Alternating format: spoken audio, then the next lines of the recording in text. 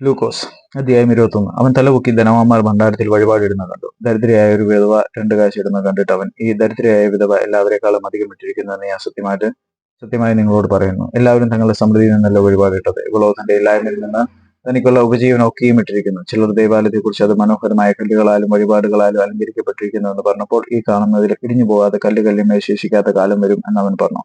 ഗുരു, അതെപ്പോൾ ഉണ്ടാകും? അത് സംഭവിപ്പാറാകുമ്പോഴുള്ള ലക്ഷണം എന്ത് എന്ന് അവർ അവനോട് ചോദിച്ചു.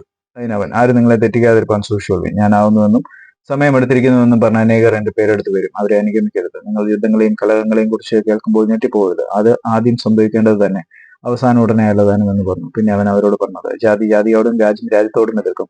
വലിയ ഭൂകമ്പവും ക്ഷാമവും മഹാവ്യാധികളും അവിടെ ഉണ്ടാകും. ഭയങ്കര കാഴ്ചകളും ആകാശത്തിൽ മഹാലക്ഷ്യങ്ങളും ഉണ്ടാകും. ഇതെല്ലാവർക്കും മുമ്പ് എന്റെ നാമം നിമിത്തം അവർ നിങ്ങളുടെ മേൽ കൈവച്ച് രാജാക്കന്മാരുടെയും നാടുവാഴികളുടെയും മുമ്പിൽ കൊണ്ടുപോയി ഉപദ്രവിക്കുകയും പള്ളികളിലും തടവുകളിലും ഏൽപ്പിക്കുകയും ചെയ്യും. അത് നിങ്ങൾക്ക് സാക്ഷ്യം പറവാൻ തരമാകും. ആകയാൽ പ്രതിവാദിപ്പാൻ മുൻകൂട്ടി വിചാരിക്കാതിരിക്കേണ്ടെന്ന് മനസ്സിൽ ഉറച്ചുകൊള്ളുവിൻ. നിങ്ങളുടെ എതിരികൾക്ക് ആർക്കും ചെറുപ്പാനോ എതിർപ്പറവാനോ കഴിയാത്ത വാക്ക് ഞാൻ നിങ്ങൾക്ക് തരും. എന്നാൽ അമൂർഖന്മാരും സഹോദരന്മാരും ചർച്ചക്കാരും ചങ്ങാതികളും നിങ്ങളെ ഏൽപ്പിച്ചു കൊടുക്കുകയും നിങ്ങളെ ചിറ്റയെ കൊല്ലുകയും ചെയ്യും.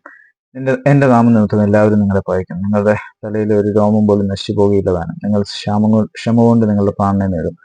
സൈന്യങ്ങൾ യെരൂശലേമിനെ വളഞ്ഞിരിക്കുന്നത് കാണുമ്പോൾ അതിന്റെ ശൂന്യകാലം അടുത്തിരിക്കുന്നു എന്ന് അറിഞ്ഞുകൊള്ളുവിൻ. അന്ന് യഹൂദിയിലുള്ളവർ മലകളിലേക്ക് ഓടിപ്പോകട്ടെ, അതിന്റെ നടുവിലുള്ളവർ പുറപ്പെട്ടു പോകട്ടെ, നാട്ടുപുറങ്ങളിലുള്ളവർ അതിൽ കിടക്കരുത്. എഴുതിയിരിക്കുന്ന എല്ലാം നിവൃത്തിയാകേണ്ടതിന് ആ നാളുകൾ പ്രതികാരകാലമാവുന്നു. ആ കാലത്ത് ഗർഭിണികൾക്കും മുല കുടിപ്പിക്കുന്നവർക്കും അയ്യോ കഷ്ടം. ദേശത്ത് വലിയ ഞെരുക്കവും ഈ ജനത്തിന്മേൽ ക്രോധവും ഉണ്ടാകും. അവർ വാളിന്റെ ഭയത്തിലാൽ വീഴുകയും അവരെ സകല ജാതികളിലേക്കും ബദ്ധരായി കൊണ്ടുപോവുകയും ജാതികളുടെ കാലം തികയുവോളം ജാതികൾ യെരൂശലേം ചവിട്ടിക്കളയുകയും ചെയ്യും. സൂര്യനിലും ചന്ദ്രനിലും നക്ഷത്രങ്ങളിലും ലക്ഷ്യങ്ങൾ ഉണ്ടാകും. കടലിന്റെയും ഓളത്തിന്റെയും മുഴക്കം നിമിത്തം ഭൂമിയിലെ ജാതികൾക്ക് നിരാശയോടുകൂടിയ പരിഭ്രമം ഉണ്ടാകും. ആകാശത്തിന്റെ ശക്തികൾ ഇളകി പോകുന്നതിനാൽ ഭൂലോകത്തിന് എന്ത് സംഭവിക്കാൻ പോകുന്നുവെന്ന് പേടിച്ചു നോക്കി പാർത്തുകൊണ്ട് മനുഷ്യർ നിർജീവന്മാരാകും. അപ്പോൾ മനുഷ്യപുത്രനും ശക്തിയോടും മഹാതേജസ്സോടും കൂടെ മേഘത്തിൽ വരുന്ന അവർ കാണും. ഇത് സംഭവിച്ചു തുടങ്ങുമ്പോൾ നിങ്ങളുടെ വീണ്ടെടുപ്പ് അടുത്ത് വരുന്നതുകൊണ്ട് നിവർന്ന് തലപൊക്കുവിൻ.